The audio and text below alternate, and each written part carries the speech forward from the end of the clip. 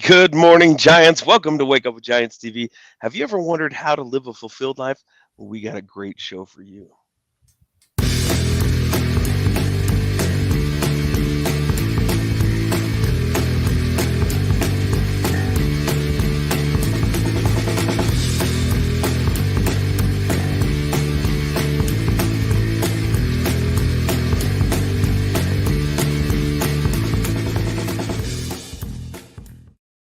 Good morning, Giants. Welcome to Wake Up with Giants TV. I'm Ryan Morrison. As always, I'm here with your host, Nicholas T. Smith, the author of The Giants and the Smalls. Today is Father's Day. Happy Father's Happy Day, Father's every Day. father in the world. Yeah. Love it. We got a great show for you. If you haven't followed us on Facebook, come join a tribe of giants. Come hang out with us. It's a great little community where we've got tons of amazing people that will support you, love you, and here's one of them right here. Look at this. Boop.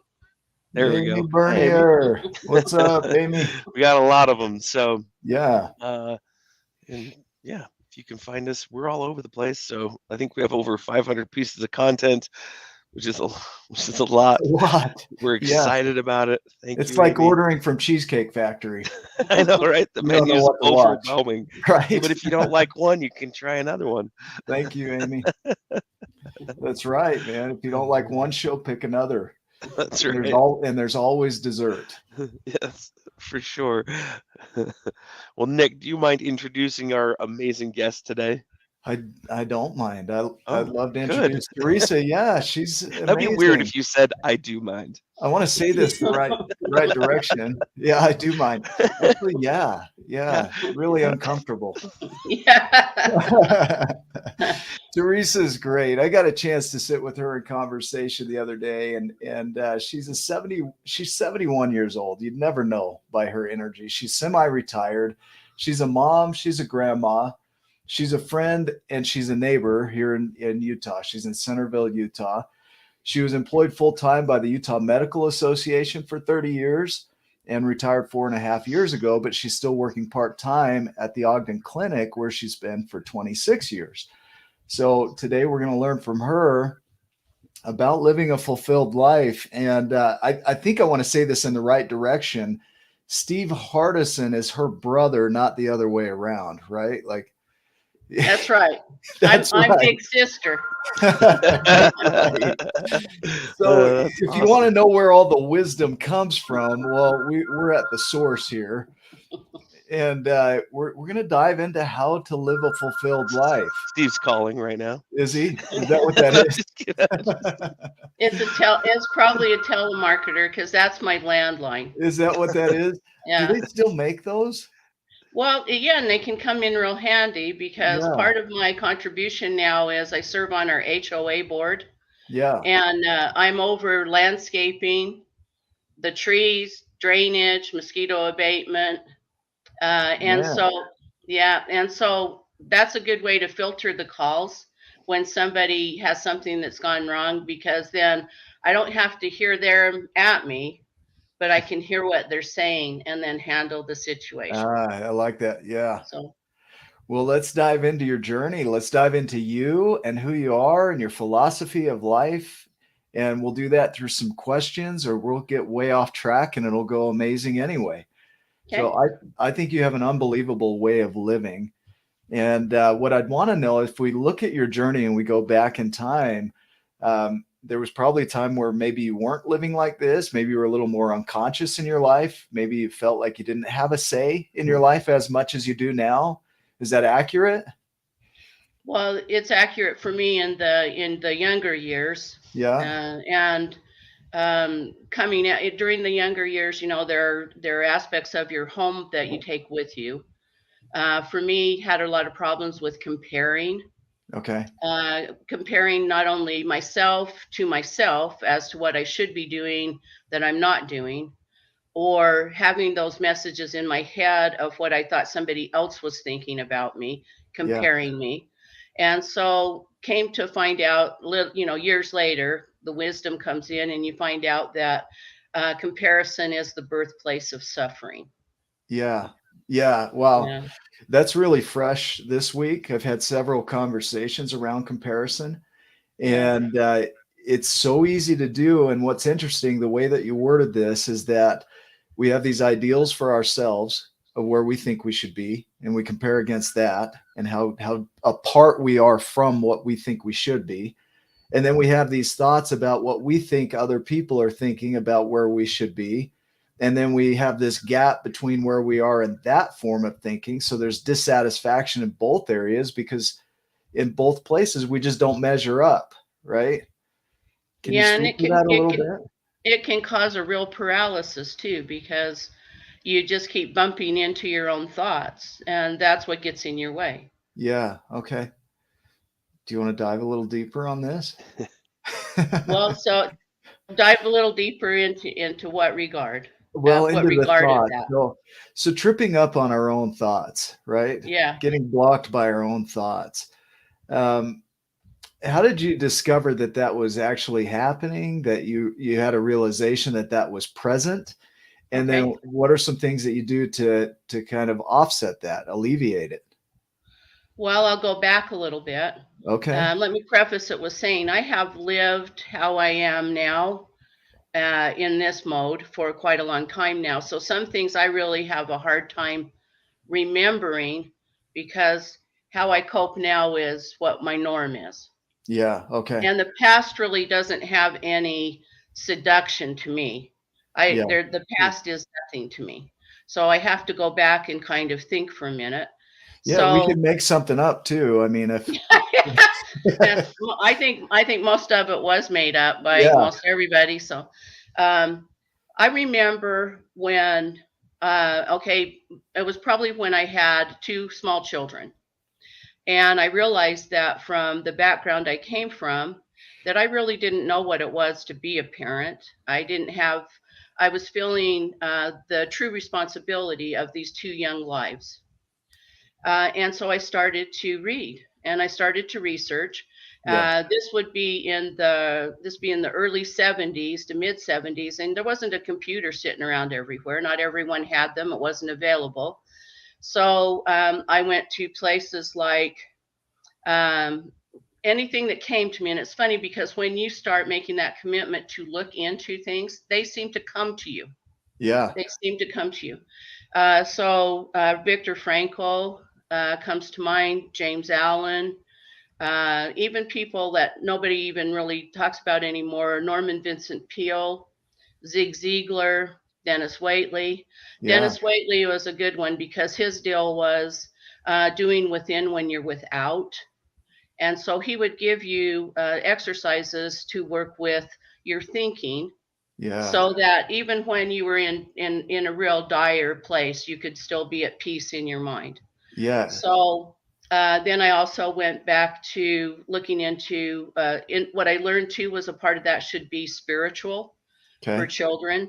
So it was at that time I went back in to investigate the faith that I was baptized into, but not really taught in my home. My father was in the Air Force. My mother was a young woman from Clearfield, Utah. Yeah. They married quite young. And the dynamic in our family was not one where my mother embraced her religion, her faith. And so plus it was we traveled, and you didn't have missionaries in Spain. Yeah. It's not, and you got to figure I'm old, so we're talking 60 years ago, almost, almost Yeah. to the 70 years ago. So that's where I came forward in. And then we came back to Utah. My mother brought us back to Utah when she and my father divorced.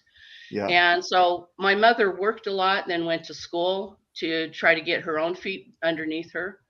We lived in an environment where people were watching to see what we were doing. Being a divorced woman in the 60s wasn't the ideal thing to be. Right. And so I think they missed out on a lot of the good things that was going on, but that's okay. So some of my thinking came out of that type of an exposure. Yeah. And so I didn't really have a role model per se.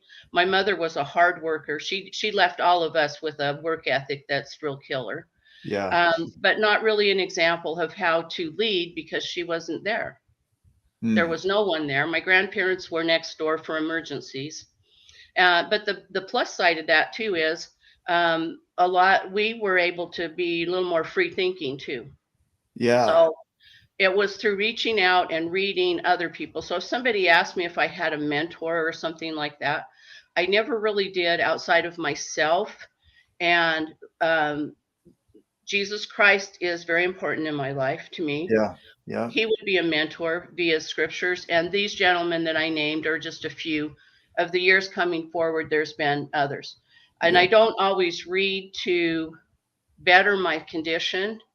A lot of times I read to research my condition and then apply what is what's prudent for me.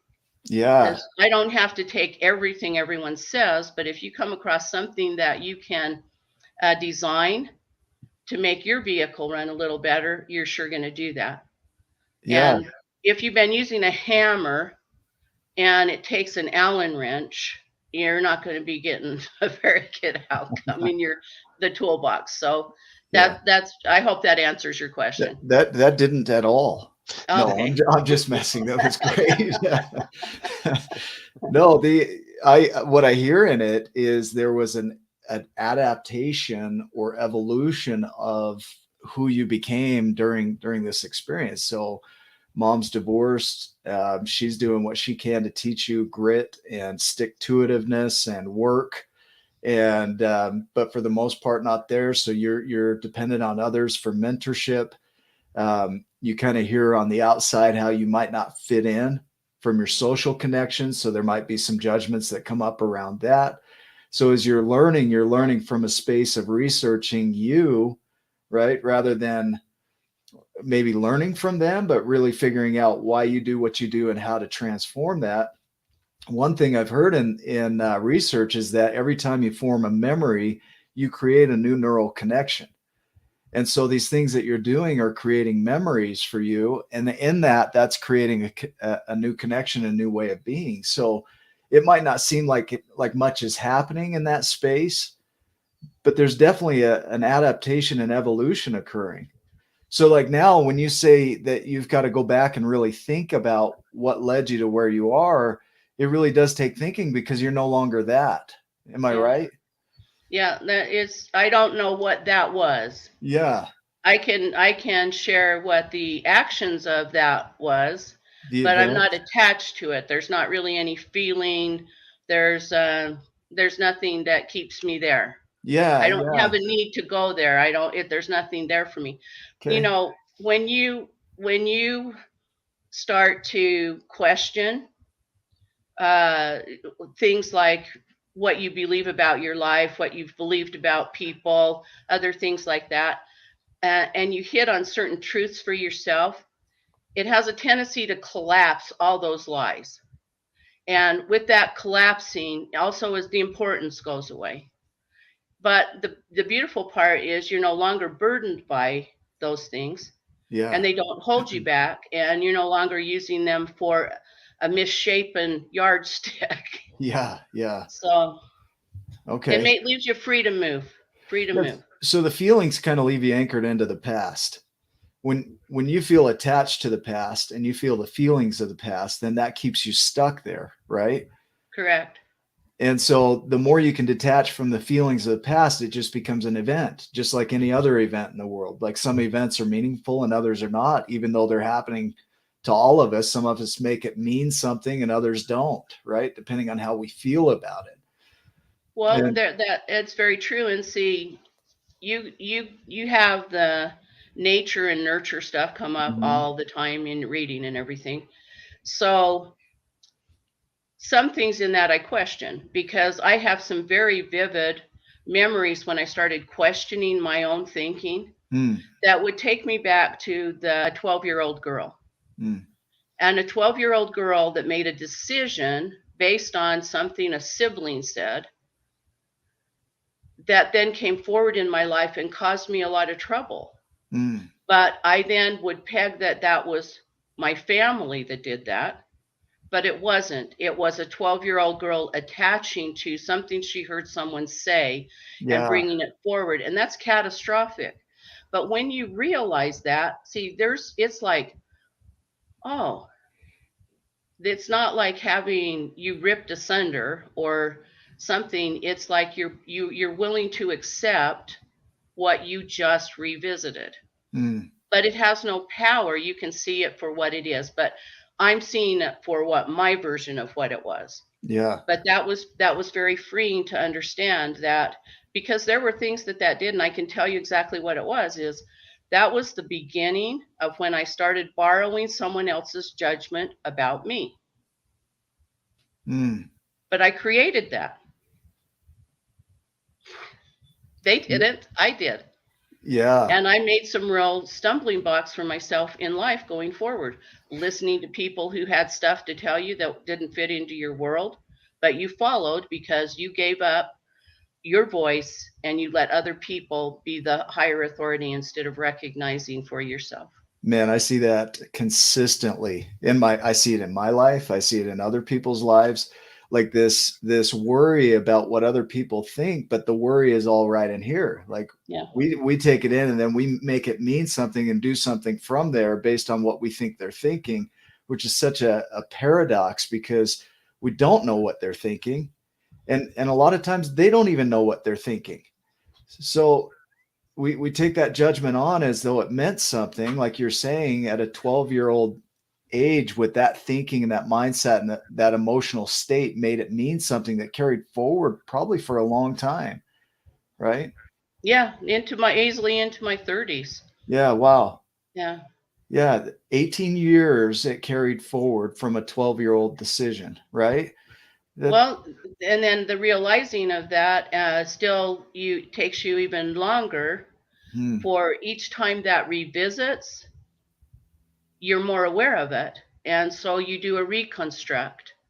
Yes. And yeah. And that's what I call a living amends. I learned that wordage from Byron Katie. Okay. And that is when you have a situation that becomes similar to something in the past, you don't relive it that same way, but you're reliving it in a conscious way of upgrading. And that's exactly, so you get in a habit of practice of that, and then it becomes automatic. And then there's nothing that you need to correct or fix because you're in that mode. Yeah.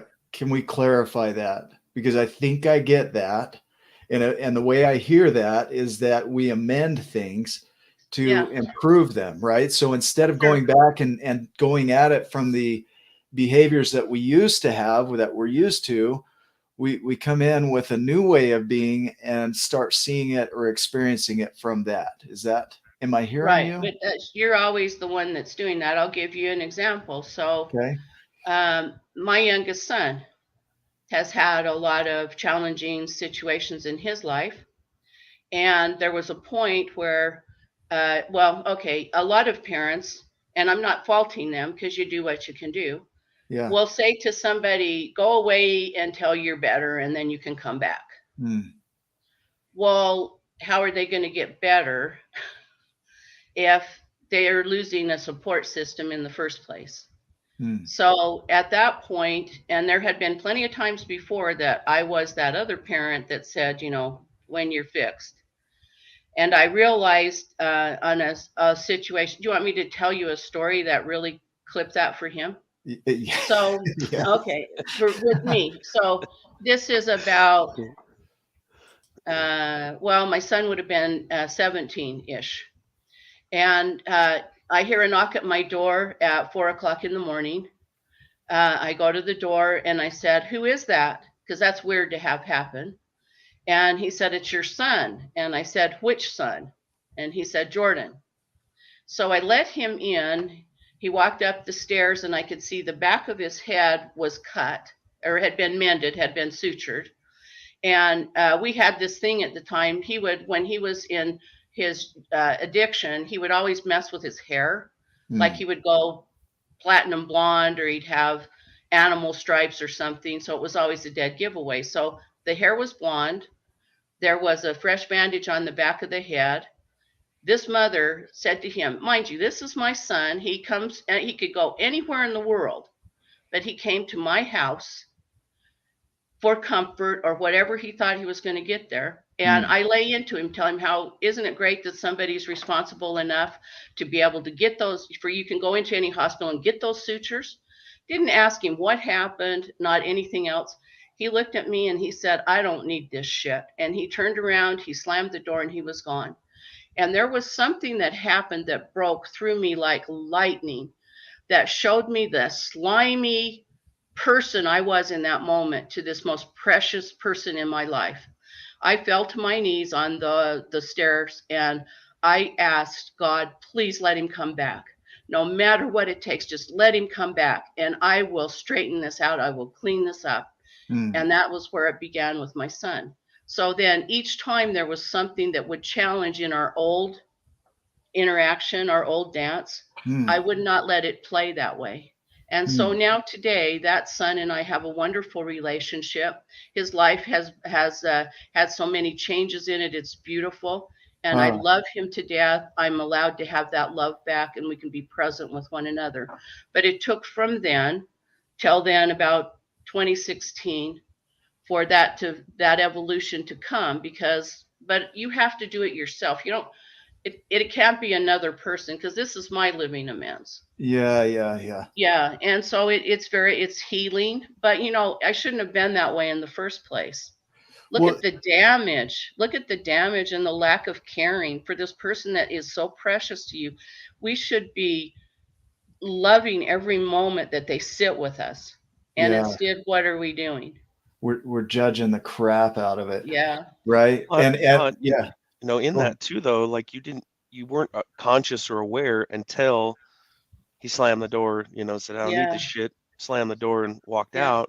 And then it's just like in the story, it's right here, Rit looks up and now he's aware and he's conscious of what his behaviors have been. And then there's the opportunity for change. And then he has to take it upon himself to look and say, now how do I engage? Now what do I do? How do I look at things differently?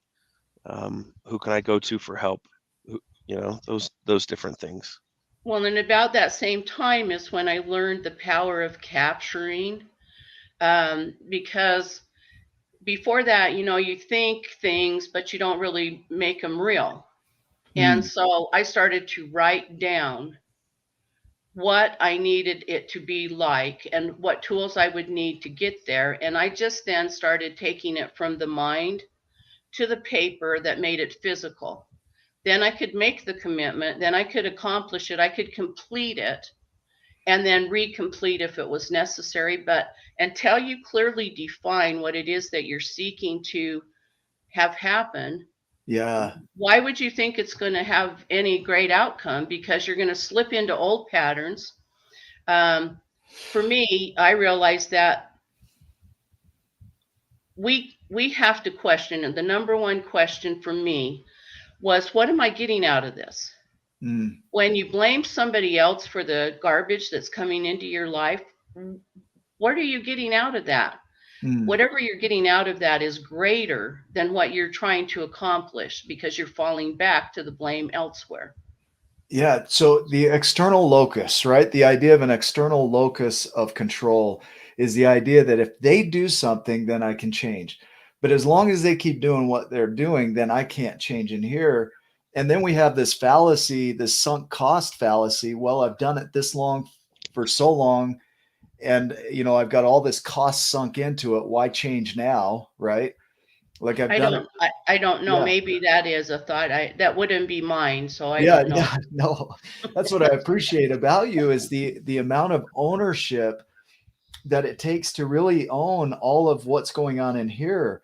But if we're so busy looking outside of us that if they'll change or if the situation changes, then I can do something about it, then we really don't think that we have a say, right? Well, for me, I got tired of the suffering. It's amazing when you get tired of that and you start questioning things, how much of it's self-created. Yeah. And you can also have a loving sense of self, because you're going, wow, why would I keep doing that? Why would I keep creating that for myself? So I feel like I have been blessed with a very huge education Okay. in this life. And so the only thing that's going to leave here with me is me. Yeah. Okay. And so the spiritual aspects that I follow, I believe I was here before now. Yeah. I believe that I was given this beautiful environment for an education, but it isn't always that I felt this way, and it's not always that I saw it this way. Yeah. And I believe that when my heart and my brain stop, that's not all there is to me. I believe that I have always been and I'm always going to be. Yeah. So whatever repackaging takes place, I know that the core is going to be Teresa or whatever the other name or whatever the other entity is. Yeah. Okay. So my belief system says I want to be able to take the best version And carry with that me forward. always. Yeah. And so on a religious side or spiritual side, I've always been taught that there's a passing over. So a lot of years ago, I started practicing being aware because I want to experience that. So death isn't scary for me. I want to be able to experience and be present for that happening because Yeah. I've been Yeah. told all my life it's going to happen.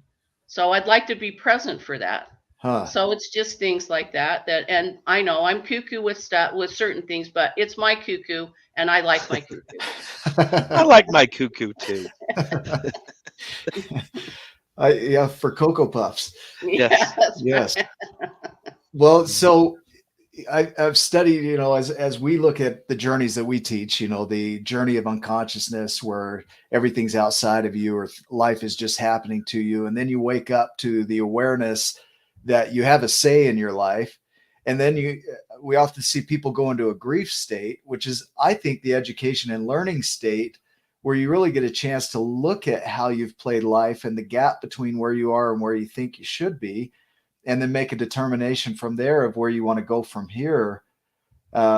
Also embracing and loving what was. Sometimes the idea that there's a loss in any form means that the thing is gone. I don't know if I'm making sense here with this, but there becomes this loving of what is in grief, and a loving of what was rather than a hating of what was, right? An embracing of it. Does that make sense?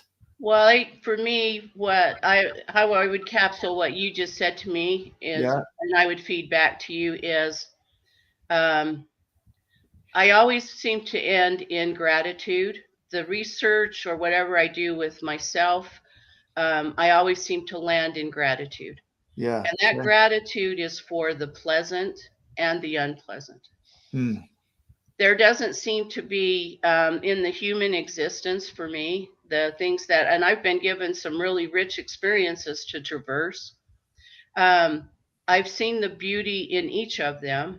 I didn't always, but as I began changing my own thinking about things, I could see the beauty. I'll give you an example. Yeah. So my son and my daughter-in-law carry a recessive gene for a disorder called metachromatic leukodystrophy, or MLD. Okay. And it's the absence of an enzyme in the brain. So my grandchildren, I have 3 of my grandchildren have died. They're born beautiful, smart, sweet, great. And then about age of 2 years, just a little under 2 years, they start going through a complete meltdown. All of their acquired skills go away, everything. So with my second grandchild, and her name is Alyssa, and this will stay with me for as long as my whole life, but I think it's absolutely beautiful. I don't share things like this too much because they're kind of sacred, but also other people get sad about it, and it's not sad to me. So my daughter-in-law and my son have always been really good when the babies pass to get the grandparents there soon after, well, before the mortician comes. And with Alyssa in particular, the morticians came, and when they took Alyssa from Lisa, the moan that came from this mother Mm. was primeval at the depth of her gut, to hear what it took for her to release that body to these gentlemen as they took it, was so heart-rending at the time, but then later when you visit again, so beautiful. Mm. The depth of love, the depth of commitment that this mother has had to this child, and to the release of that in a human groan. Mm. So when I think on that, I think of it as so beautiful. Mm. That attachment between mother and child, and the noise at the having to release. Yeah. Wow. Wow. I mean, now that got me emotional a bit. It's that's it, right? The love carries forward, but it's a shift of perception, right? I would imagine there took a shift to recognize that that's what's at play. And that's, well, that, and I think when we talked, I mentioned that to you, and that for Yeah. me was when my third grandchild, Ellie, had passed, and I went back to the cemetery after everybody was gone, and I was standing there at her grave, and I started to get this gut feeling that was really tight and up into my chest, and I started to do what I think would be suffering. And once again, the lightning strike hits, and I'm told in my mind, that's not suffering. That's the love you have for this child. It's still with you. Hmm. It's there. That's what you're feeling, but you're feeling it at the grave. So that was one of the cultural, family, personal beliefs that got crushed right there on the spot. Yeah. Wow. Because everybody says it's you're supposed to suffer. Well, they're putting the wrong word on what I was feeling. I was putting the wrong word on what I was feeling. What I was feeling was that expansive love I had for this grandchild there at her gravesite. That's the reality. The rest of the stuff is just what somebody needs to throw on it. So, Yeah. what that's left me with now is when I think of my grandchildren, I only feel joy. I have the joy of having been with them. I have the joy of having seen the excellent parents that my son and my daughter-in-law are. And there are angels that walk this earth, and I can go introduce you to them. So there's not, what can you have, any suffering that I would make around that. Now, this isn't, I'm not talking about anybody else, only self Yeah. here. Yeah.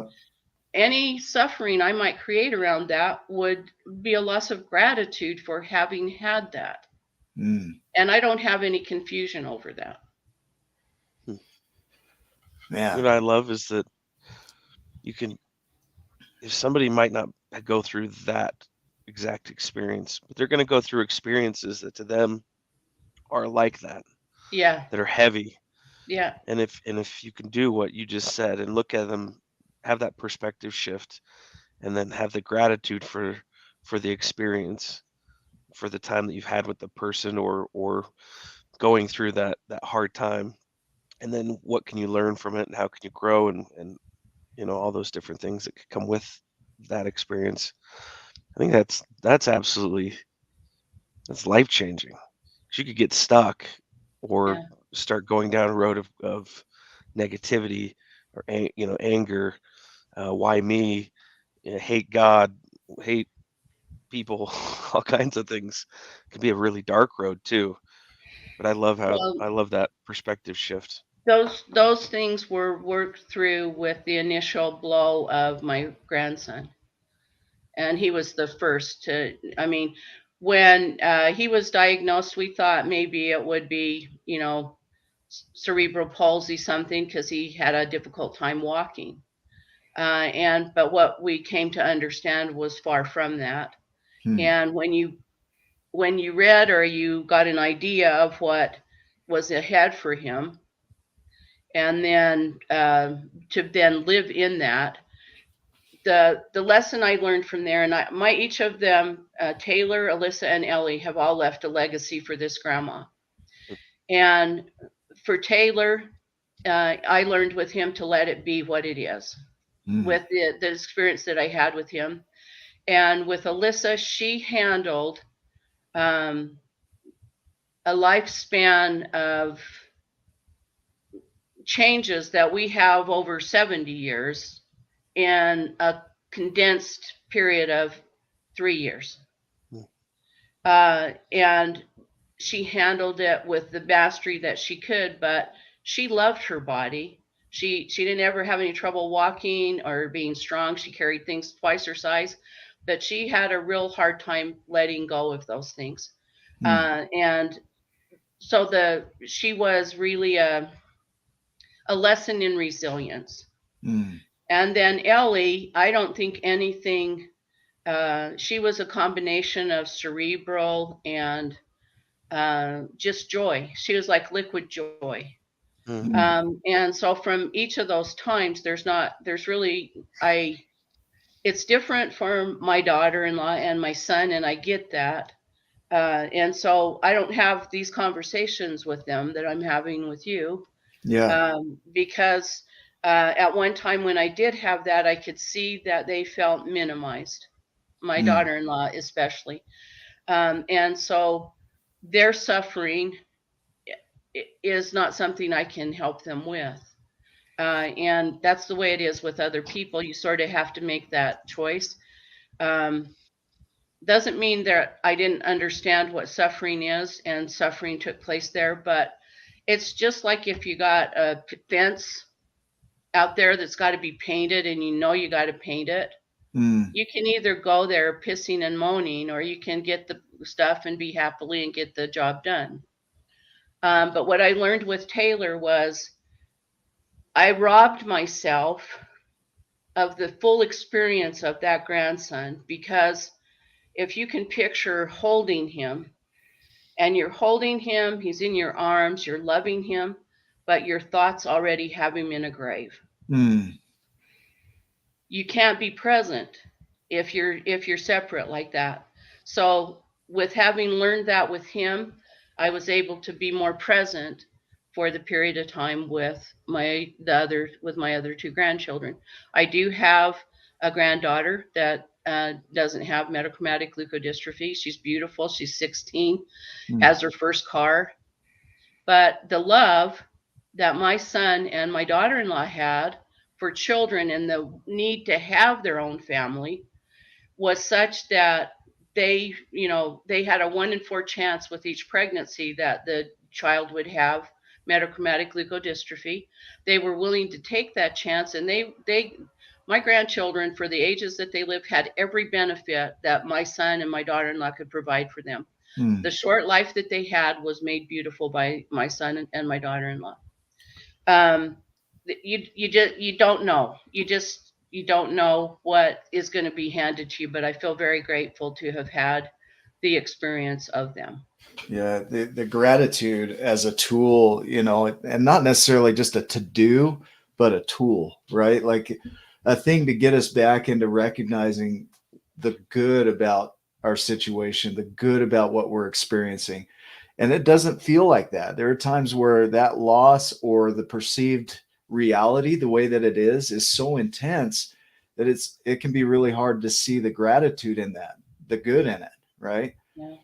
I think also too, like the beauty of life and experiences, even through some really terrible things. Like that's a really hard thing to go through. But with Taylor, well, that was your first grandson, right? Maybe the lesson there was like, or the part of his purpose was to show grandma, and help her experience that so that she would be able to be more present for the other two. Well, not just for the other two, it was a lesson for me to be present in my life today. Yeah. That's beautiful. Man. All of this, the internal journey that occurs, just recognizing the lesson in each experience or each event, right? The experience being the story that we tell after the event is the way I would define that. there's a chance to really slow down with it and learn and grow from it and take ownership of it and what we're experiencing. Even our experiences are true, no matter what they are. Like you said, you can go pissing and moaning and paint the fence, or you can grab the stuff and be happy about it. Both are true. Like both of the stories that are going on there are accurate. There's no lie in either one of them. It's just how we're perceiving it. But at any point you could switch your story. At any point you could change it and learn from it, find the good in it. How do we do that? How do you pivot like that? Does it take a shocking moment, or do you have some ways that you pivot around that? Well, the truth of it is, it's all choice. It's all choice. Yeah. So, but also remember earlier when I said to you, you have to question, what are you getting out of the suffering? See, because it's yours. You're creating that. This is what came on me several years ago when, okay, so I helped out with my grandparents when they were needing help in place of my mother because she didn't live here. She lives in Arizona. When my mom was dying, she came to live with me. I helped with my grandchildren. Other grandmas might throw a ball. I was helping with G-tubes. Same deal, same love.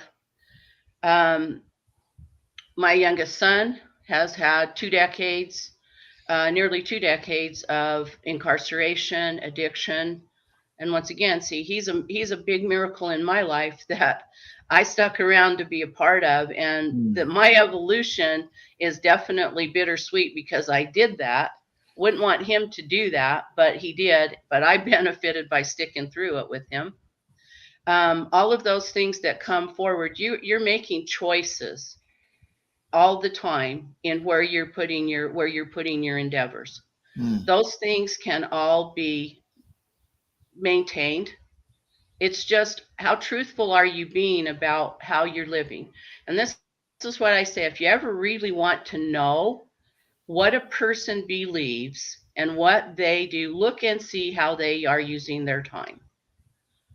Because if you really want something, you do it. You don't say, oh, I was going to visit my neighbor, but I didn't.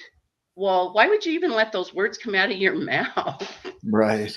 Why would you even, well, I guess that's the closest to ownership. Like maybe you should be praised because you didn't do something.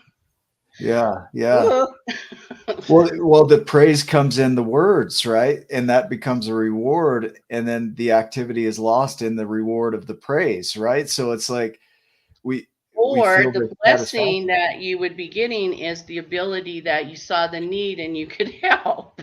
Yeah. So a lot of people are waiting for, this will be a good thing to find out later on, is, so everybody thinks they're going to get some reward down the road. Yeah. What if right now is where you take care of that stuff? Wouldn't you want to be looking at that a little bit differently? Yeah. So, but it doesn't. It's not always turn out. When I was a young mother, and my kids were first in elementary school. In those days, strong as an ox, gymnast, all of those other things going on.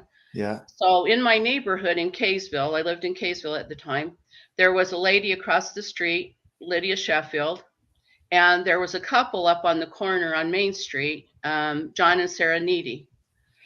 They were always worried about their lawns. And so they would always bring that up. Well, I had a mower. Once a week, I would mow my lawn.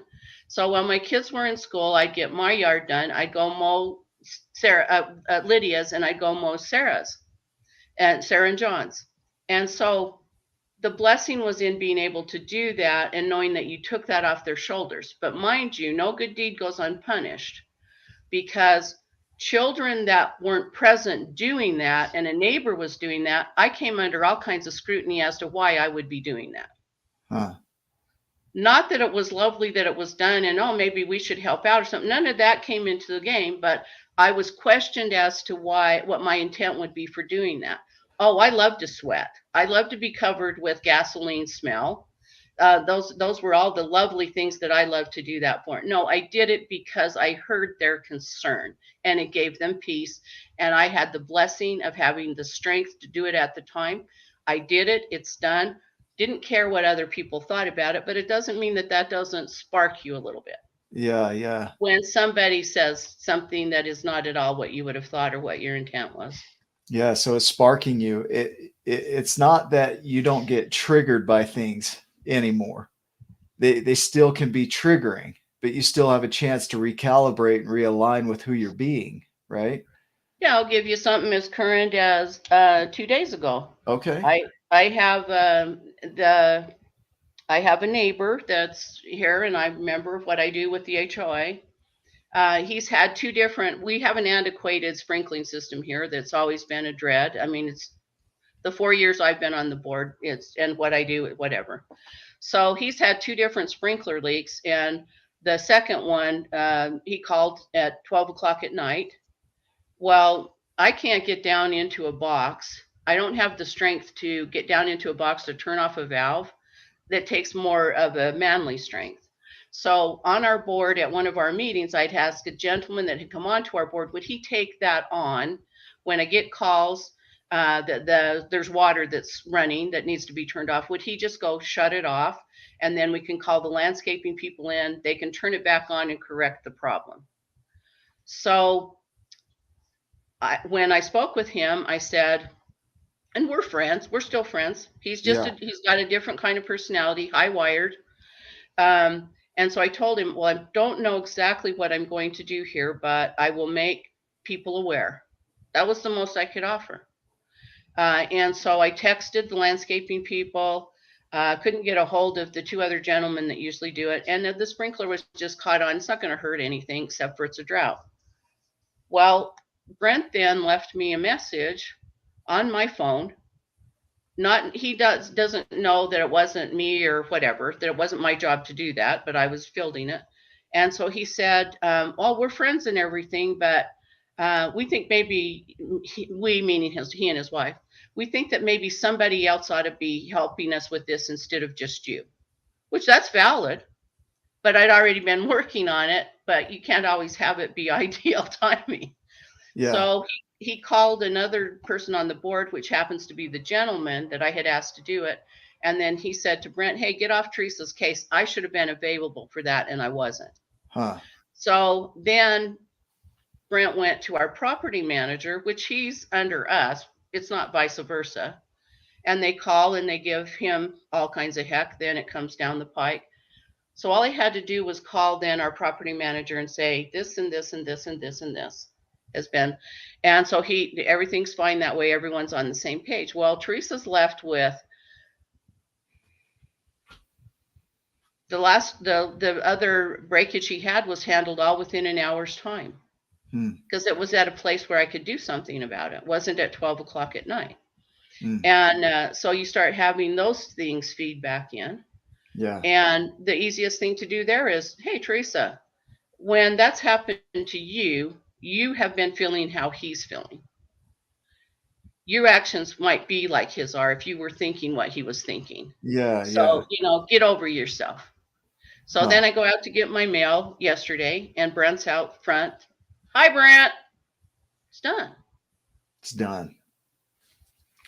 And where I learned that from is men. I have been divorced for 35 years, and you would think that, that would be like you'd have some kind of bad deal with men because of the marriage. Yeah. But it's allowed me to observe, and men are cleaner in their thinking. They're quicker to forgive. They drop all this other stuff because they don't have all the chronological crap that historically women put on it. The time of day, the color of the dress, everything else is there. I've experienced that. Yeah. One day I was going in to a Great Clips in Farmington, and they were having some construction out front. Yeah. And so this is what actually got my attention, where I started watching more closely. And there's some construction guys there, and the one says to the other guy, I hate it when you do that, man, and you're always doing that. And the other guy says, hey, dude, sorry, I won't do it again. And they go back to their work. It's done. Yeah. Clean. Well, get in, get out, nobody gets hurt. it's all this carrying forward. What I hear the most in your story is that at any point you get to change the narrative. At any Yeah. point you get to choose, like you said, choice. You choose what you carry forward. Yeah. I read something the other day that said 98% of our atoms in our body are replaced every year. If 98% of the atoms are replaced every year in our body, what are we carrying forward?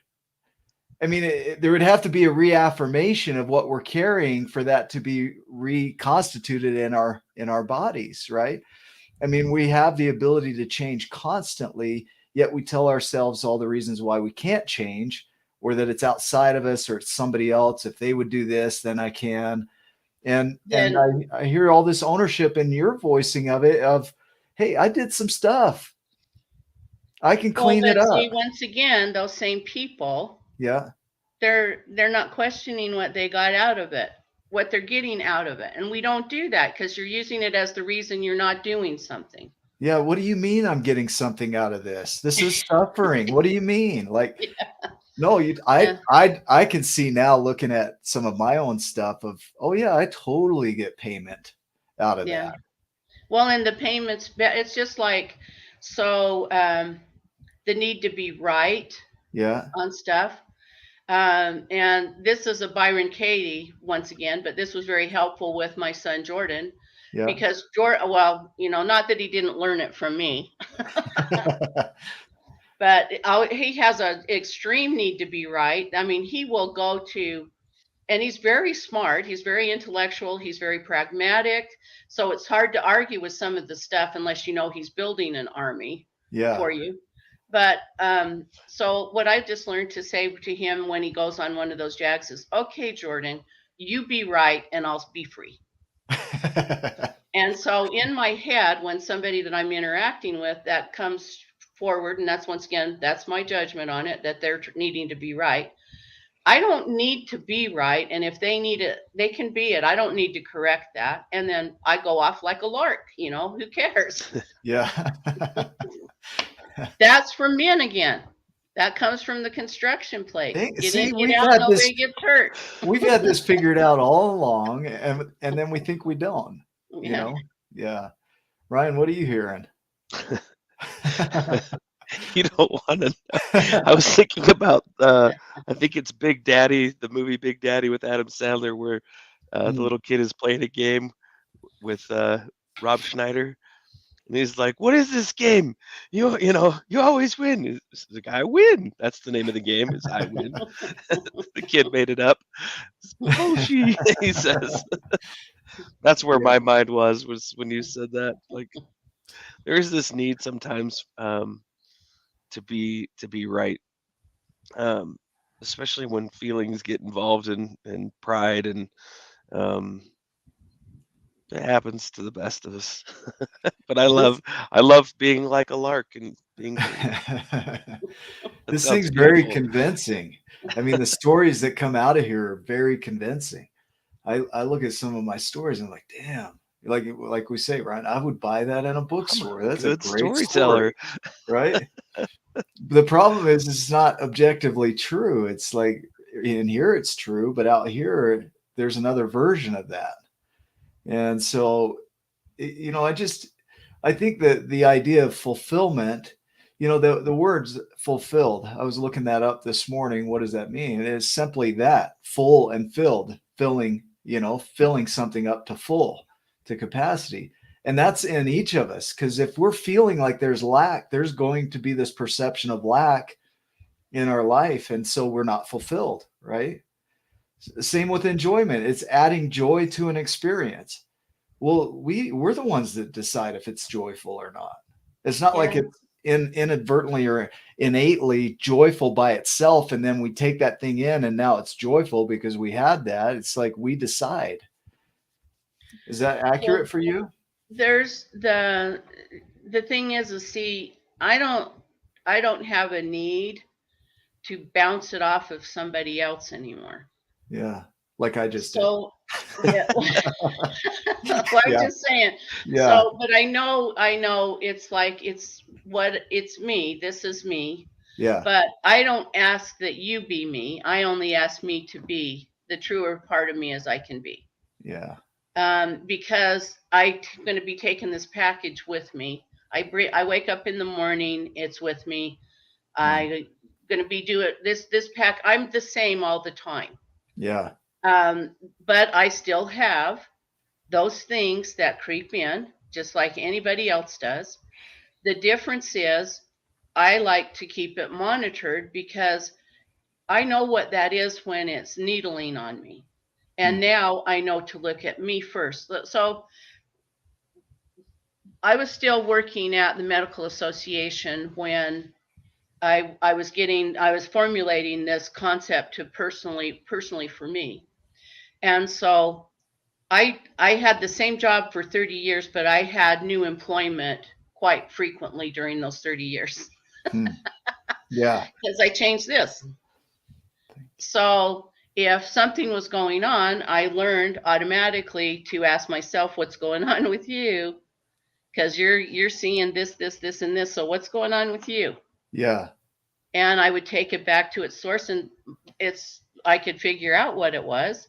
And so I didn't put my mud in my peers and my fellow employees.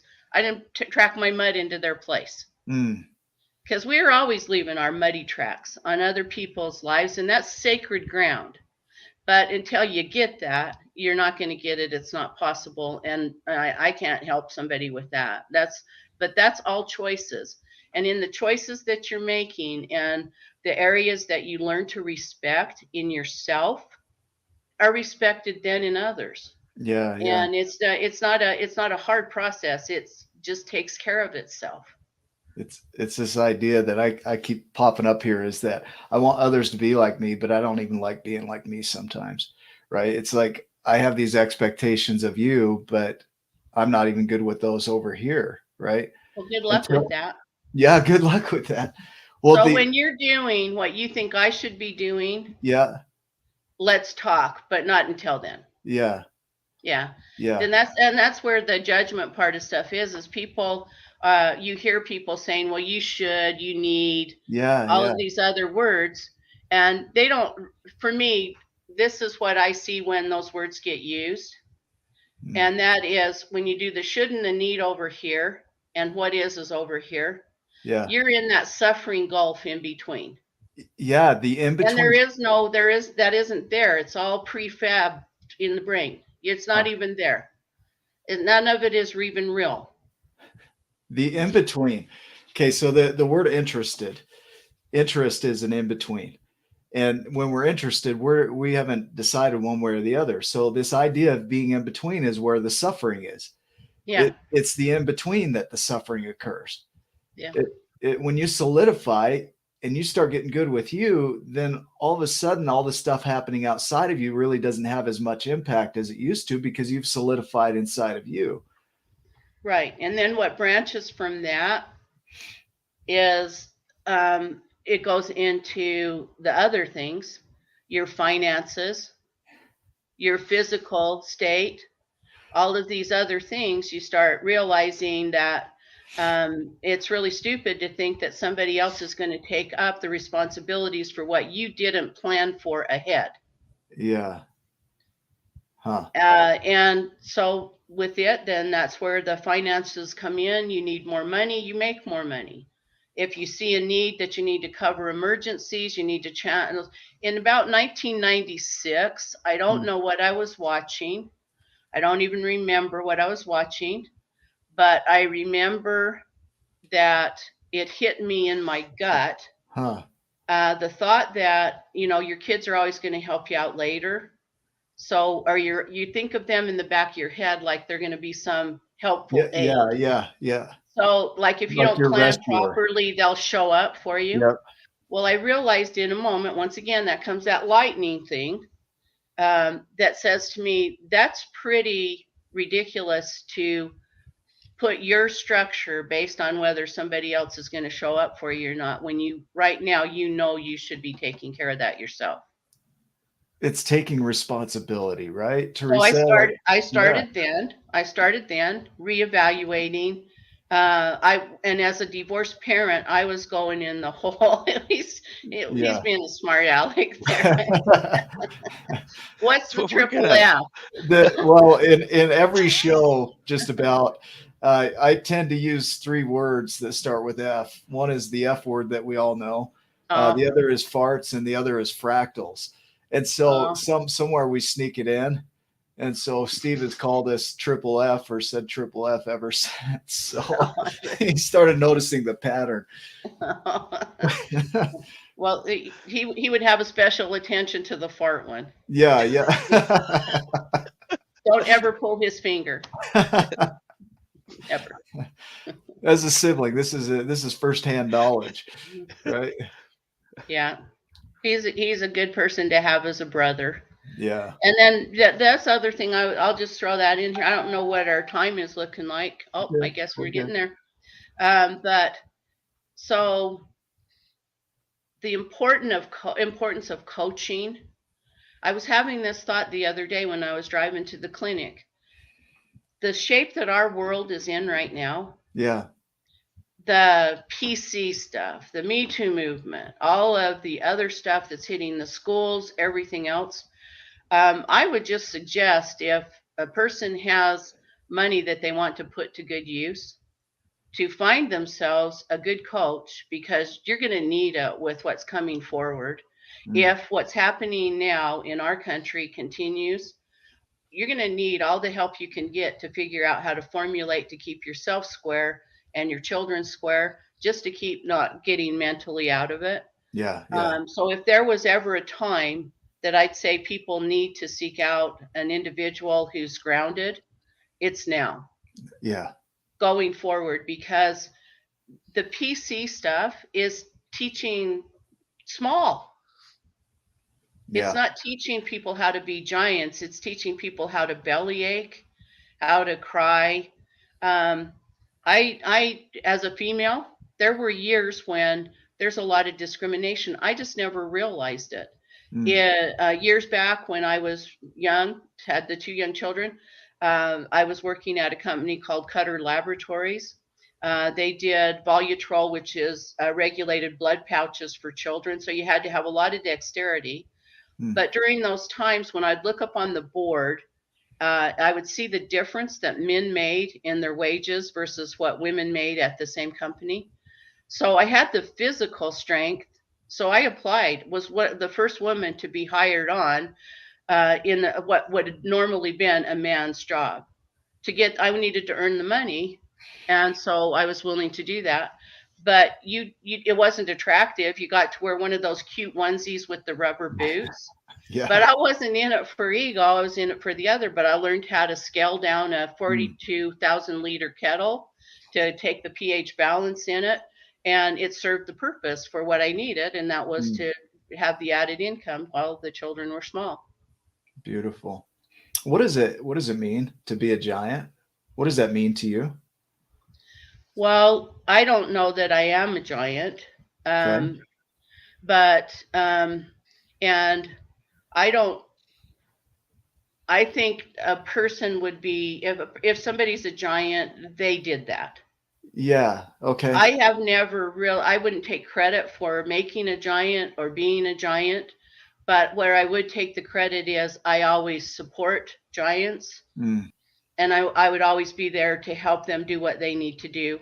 That's why I'm here with you today, because you're a giant and you asked for help, and I would rather help you than be diminished by not doing it because it wasn't comfortable. You absolutely served today. I'm thinking of people right now in my mind that could use this message today, that I get to serve.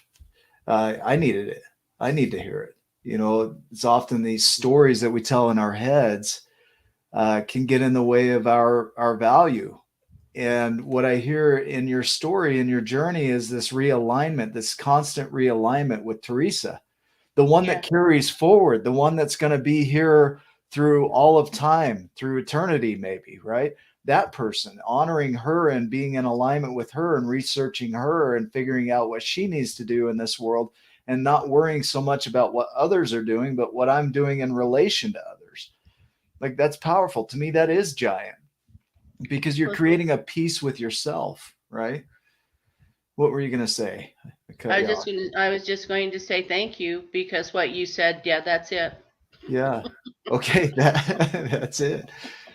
I love it. I love your way of sharing. We always ask one question, if there's a piece of wisdom that you could share with yourself, your previous version of yourself, that you would carry forward, what would that be? Reality is always kinder Man. than the thoughts that we put on it. Yeah. So it's important to get that stuff cleaned up. Yeah. Wow. That's beautiful. Ryan, do you have some other thoughts around that? Yeah, I've been really enjoyed having you here today, and hearing your perspective, and just being fed by your wisdom and your experience and your knowledge. And I think a lot of that is in my opinion, this is just my opinion, for whatever it's worth, is that we're already giants. In the story, um, the Smalls were already giants. They just didn't know their potential. They just didn't know what they could be, and that comes through experience. That comes through um, trial and error. That comes through heartache. That comes through all different forms. That comes through others and seeing what they're doing, and um, having others believe in us. That's what you do for others. That's what a Steve Hardison does for others. Is he sees the giant that's inside of somebody already and loves the freaking crap out of them, just for who they are. And he says, "Go be whatever you want to be. Go be that, and do it. And you can do it. I believe in you." Some do, some don't. Some go down different paths, but there's no judgment there. They're all giants. What do you want your life to look like? How do you want to paint it? How do you want to create it? Go do that. And that's what's beautiful. And that's what I love to celebrate, is no matter, I don't like to compare, like, you're on this level and this person's on this level. That sounds very judgy to me, and can bring in shame and guilt and all those negative things. I like seeing people, um, for the potential that's inside of them, however they want to live their life, and celebrate it and love it and help them, however I can. And I think that's what you do for other people. And meeting you twice now, once on another phone call or a webinar, and then getting to hear you speak today, I see it. I see why. And your experience is now, that ripple effect is now going to carry forward and help even more people to see and realize their giant potential, that, hey, look, I could do that. Teresa went through some really hard stuff, and look what she was able to accomplish. Man, what can I do in my life? That's inspiring. That's amazing. So thank you for being a giant for all of us today. Yeah. Well, thank you for those kind words. That's that's awesome. Thank you, Ryan. It's beautiful. As I think of this, that we always show the X, where you are. It's not out there. It's not. It's all right in here. You are the X. Like, you are the giant. It's already there. When you talk about potential, it's a lot less potent when you don't use it, right? So if it's potential, it's meant to be used. So go after it. I think, the biggest discovery in this conversation today is the amount of ownership it takes to live a fulfilled life, to realize that it's right here. It's up to me, that nobody else can do that work for me. That's powerful. So I love you, Teresa. Thank you. You bet. Yeah, you've got just an incredible family. You and Steve, and I don't know your other siblings, but I'd imagine they're a lot alike. Maybe they're not, but I'm going to make that assumption and judgment that they are. But I'll let you have that conversation. Yeah, right. Well, I appreciate you. You want me to give you their names and addresses? Yeah, maybe we'll interview every one of them, right? What's going on in this family? What kind of Kool-Aid are they drinking? Holy cow. It's great Kool-Aid.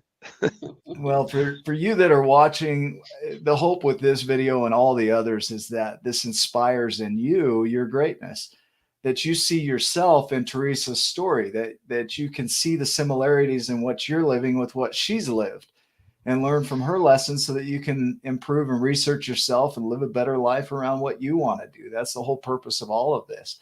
So take this video, go back through and watch it again. I'm going to do that. And take the lessons that are there for you and implement them, plug them in, start practicing, and go make yourself a giant and go make it a giant day. We love you, and we'll see you in the next video. Mind your Love you too. business. Mind your business. Mind your business.